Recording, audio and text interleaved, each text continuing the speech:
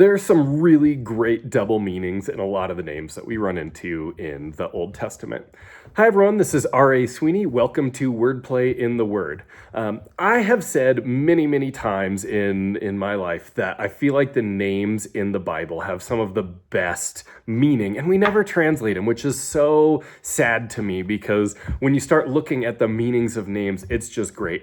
A lot of it, I feel like you couldn't really translate and catch the meaning because how some of it plays out, and we'll get into that. But you get such great wordplay with people's names, and I really enjoy that. And so I wanted to share some of those today in our look at wordplay. So there are one of the big ways that the wordplay comes about is in graphical similarities. And what I mean by that is names that look very similar. So in Hebrew, words are spelled with consonants only, and then there's a few markings that you might put on and around your consonants in order to add the vowel sounds. But your root words are made with typically it's 3-letter consonants, and depending on what vowel sounds you interject, it changes the meaning and the pronunciation and things like that. But you start with the consonants, and that kind of identifies things a little bit. And so we have some really great word plays with that. I think probably the best and simplest one is King Saul. So Saul is how we have translated it into English, but in Hebrew it's actually Shaul, which means like the thing that you asked for, which that's what he was. He is the king that the people asked for. His name Shaul. It works really well. But when you look at just the consonants, depending on where you've been focusing on your Hebrew study. The first time I really noticed it, I'd been spending a lot of time in the Psalms, and the Psalms talk about the grave all over the place. And in Hebrew, the grave is Sheol.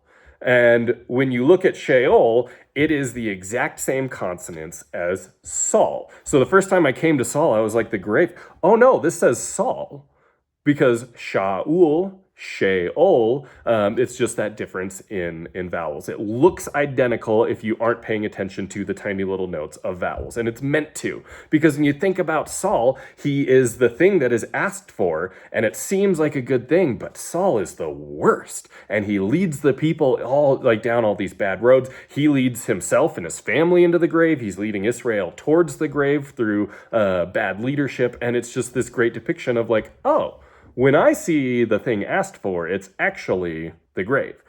Kind of an interesting one.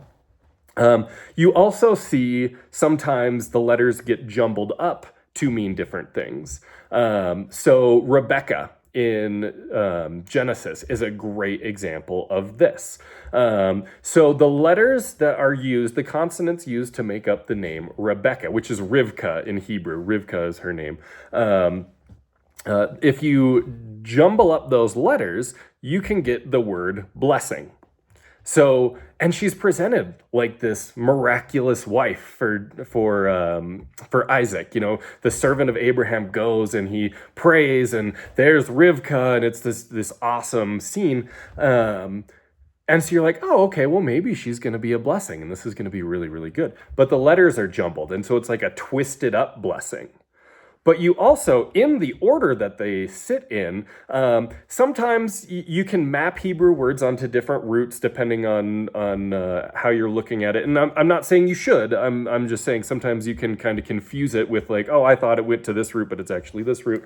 One of the roots that some people have attached Rivka to is the Hebrew word meaning to clog, which is a disgustingly horrible word in English, but it's like gumming up the works. Honestly, I think a clog in a toilet is where my brain goes with it, which is gross. But it's just this awful, terrible, gummed up, blocked process. Things can't move forward the way they're supposed to. It's just, not good things. And so you look at Rivka and you're like, oh, okay, she could be a blessing. she could be a twisted blessing, or she could be a complete clog in this story. And then you need to figure out how the story's going to play out. And of course, you see at different times, she is all of those things, which is really, really cool. And then some of them are more phonetic in the wordplay. And so I think of Sarah there. So Sarah has, it's a S sound, like an S. There's another Hebrew letter that is typically we translate it as TZ, kind of like the double Z in pizza, the ts, ts. So there's like the T sound and then the Z sound, which often just gets translated as an S into English. So Sarah means like noblewoman or princess. It's like a female royalty sort of figure, which is what humans are meant to be. They're supposed to be kings and queens of creation. But if that S, the S, shifts to a Ts, the TZ sound, it becomes literally its tightness. But it's used to describe like distress and uncomfortable places and like where you're afflicted and those sorts of things. So you've got this juxtaposition of, is this the noble woman, the queen of creation that humans are supposed to have?